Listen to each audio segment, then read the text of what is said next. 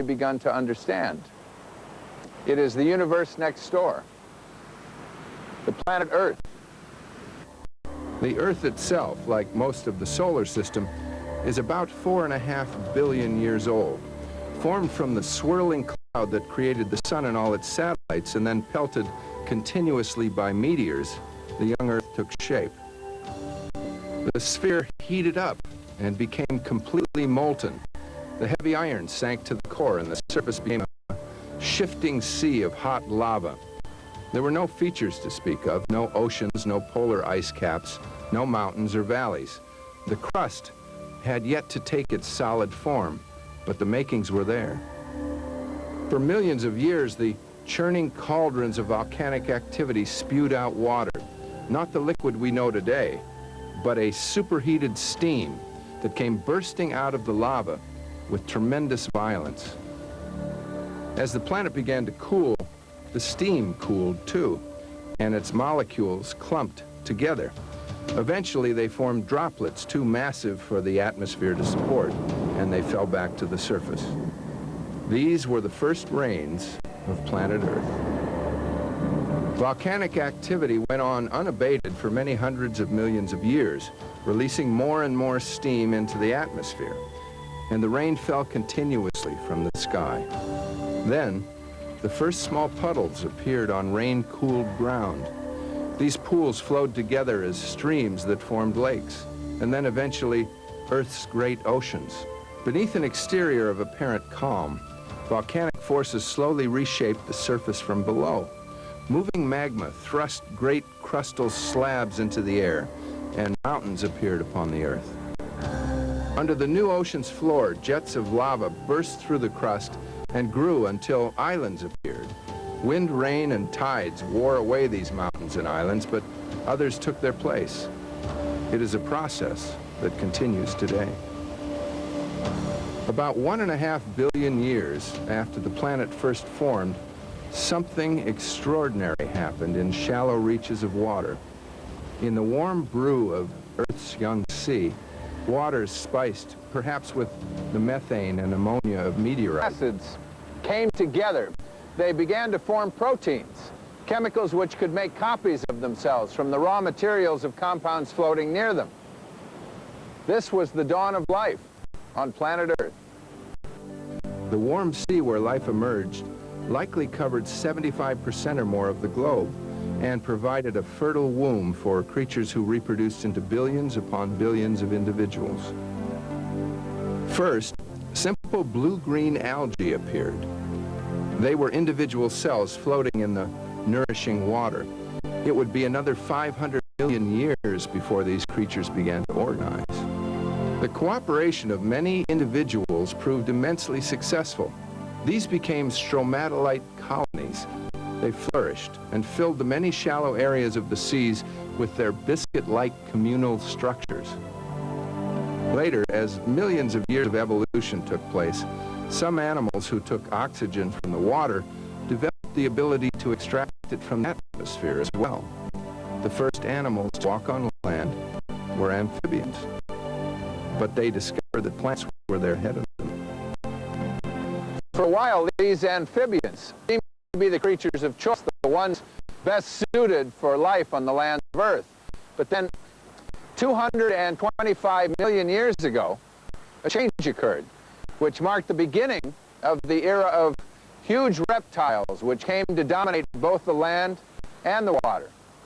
We've given a name to these reptilian monsters. They're called dinosaurs.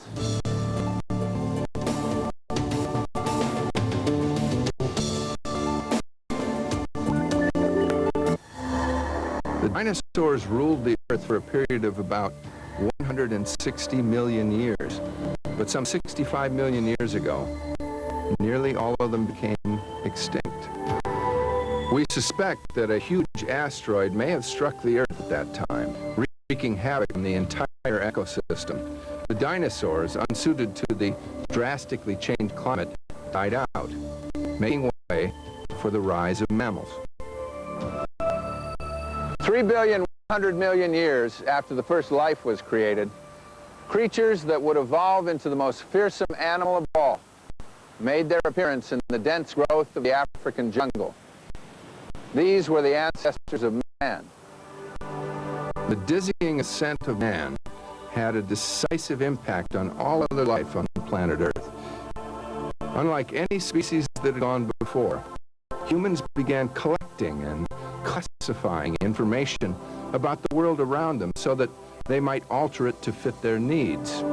Humans are the only life forms on the planet that have created and used science to explore their world and to understand it better. Through observation and trial and error, humans learned what plants grew well, what animals could be tamed, what made good building materials, and what plants provided relief from pain and illness.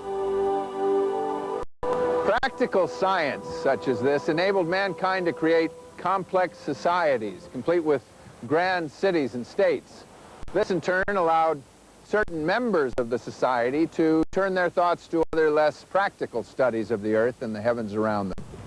Questions were raised and scientifically tested as to why the earth worked the way it did, what forces were driving it, and most importantly, where it came from. This is a study that continues today.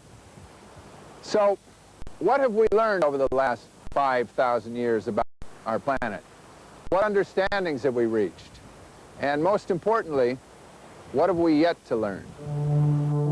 The Earth orbits its modest star, the Sun, at a distance of about 93 million miles. It tilts on its axis at 24.4 degrees. This tilt changes subtly over time, which may contribute to the ice ages that our planet undergoes every 10,000 years or so. Our modest atmosphere extends about 250 miles above the surface. It contains 78% nitrogen, a little over 20% oxygen, a little carbon dioxide, and traces of numerous other gases. This atmosphere is unlike anything else in the solar system in that it is both the product and the parent of life as we know it. The gaseous envelope of the Earth is a place of continuous change. This dynamic atmosphere interacts intimately with another unique feature of our planet, the oceans. Water and air, these two very different fluids shape and form each other into complex patterns of movement and exchanges of heat, moisture, and ocean. The atmospheric flux we call weather has its counterpart in the Earth's dynamic oceans. Powered by the sun's energy, twisted by the planet's rotation and the gravitational tug of the moon, immense currents connect all the oceans of the globe in one great liquid system. Heat from the sun causes this water to evaporate and drift into the air. As this water vapor reaches ever higher altitudes, it begins to cool and condense. Droplets of condensation from the Earth, eventually flowing back to the sea to begin the process all over. Indeed, the water that all organisms ingest has, over the eons, made this journey countless times. Think about that. The water that gave life to one of the original single-cell creatures has served again and again to support the vital force of billions of living things throughout the course of evolution. The water we drink has sometimes sustained all developing life. Clams, fish, mammoths, and man. Water of the womb and the ocean are at once old and new. Another extraordinary feature of planet Earth is our large companion, the moon. Earth is the innermost planet in the solar system to have light. The moon, as it turns out, is absolutely void of the organic materials necessary to create or support life. Our moon has been the focus of man's imagination for thousands of years. It's comforting to look at the moon like an old friend that's always going to be there. Well, don't get too comfortable. You see, the moon is on an expanding orbit around the Earth. And gradually it's escaping the Earth's gravitational pull. We'll see the first effects in about 50,000 years when total eclipses no longer occur. Eventually, the moon will leave us entirely and take off in its own orbit out into the solar system. Ours is a planet of constant reformation. The movement of the Earth's continents, its volcanoes, and its wind and rain all continually mold and remold the face of the planet. The Earth's crust is not as solid as we imagine. In fact, it is broken up into several pieces called tectonic plates, which float on a sea of intensely hot liquid rock known as magma. And these plates are in constant motion, moving across the Earth's surface, carrying islands and whole continents with them.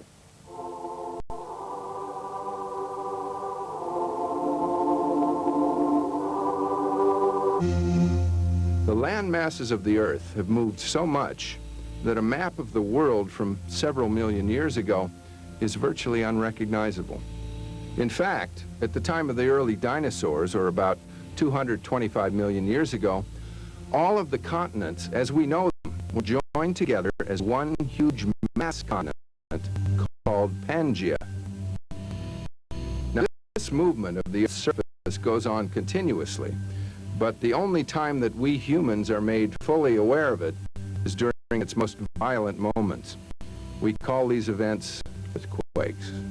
Cataclysmic as they may seem to us, earthquakes, volcanoes, hurricanes, fires, and floods function as integral mechanisms of the natural world.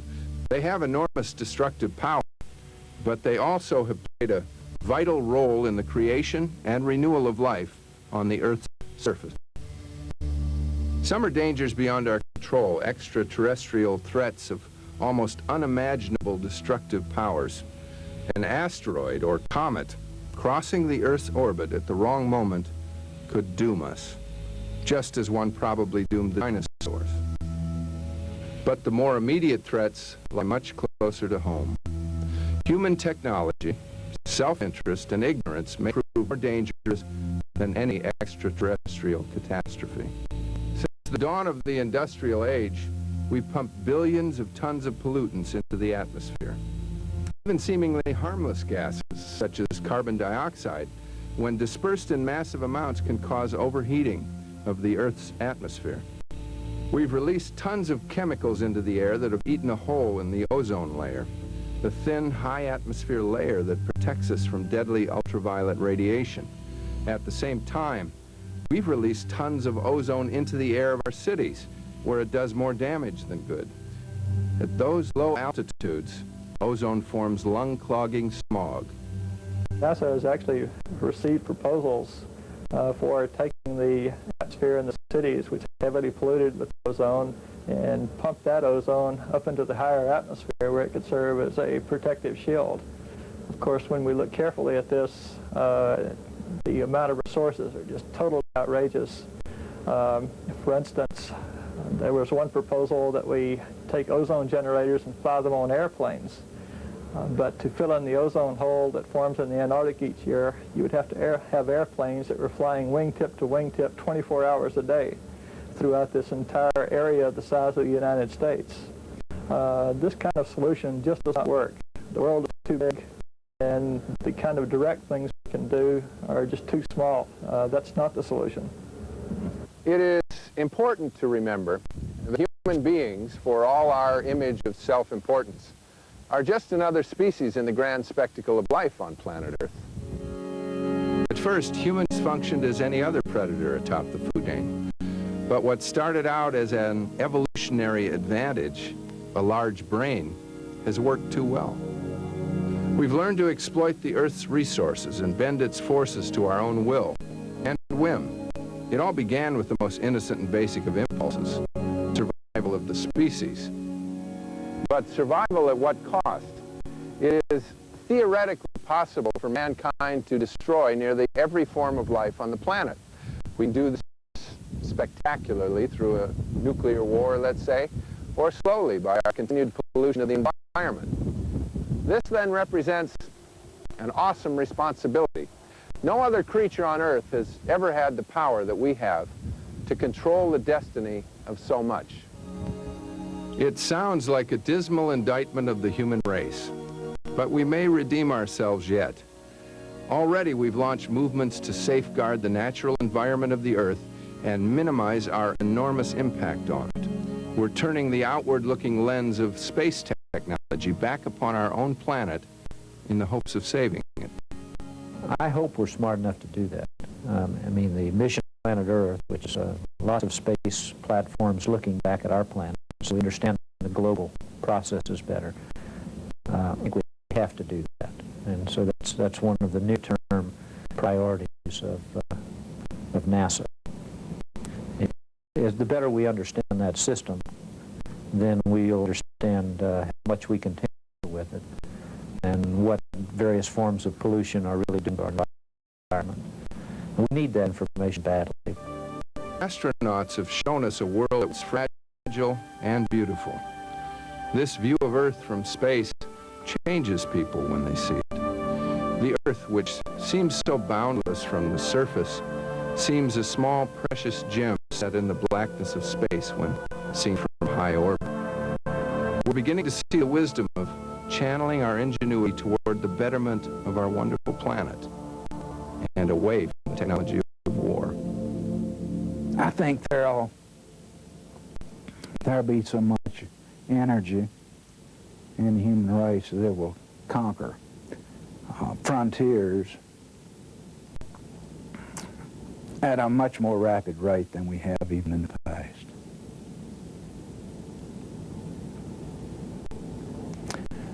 I think we're almost to the point where we've just about figured out you don't have to have a war to make progress. You know, there's a lot of irony that so much spin-offs and byproducts and progress are almost directly attributed to the efforts for conducting a war. It'd sure be nice to see what we could do if we could find an iron to work together and all in one direction.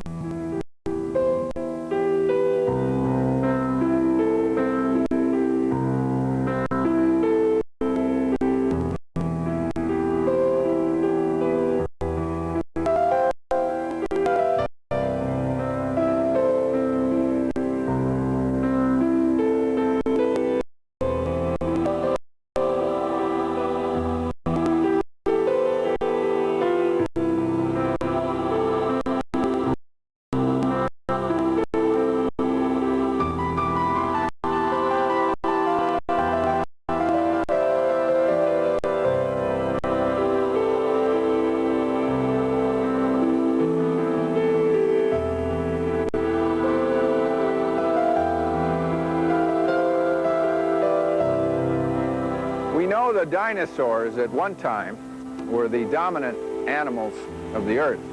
They flourished for 160 million years, but because they lacked the ability to foresee changes in their environment, they all perished, never to be seen again. As the most intelligent creatures ever to evolve on this planet, we should learn from the dinosaurs. We must study and develop an understanding of exactly how the Earth works. To do that is to ensure our own extinction. As we have seen, the Earth can be either a delirious heaven or an unmitigated hell. It is for us to decide exactly where we want to live.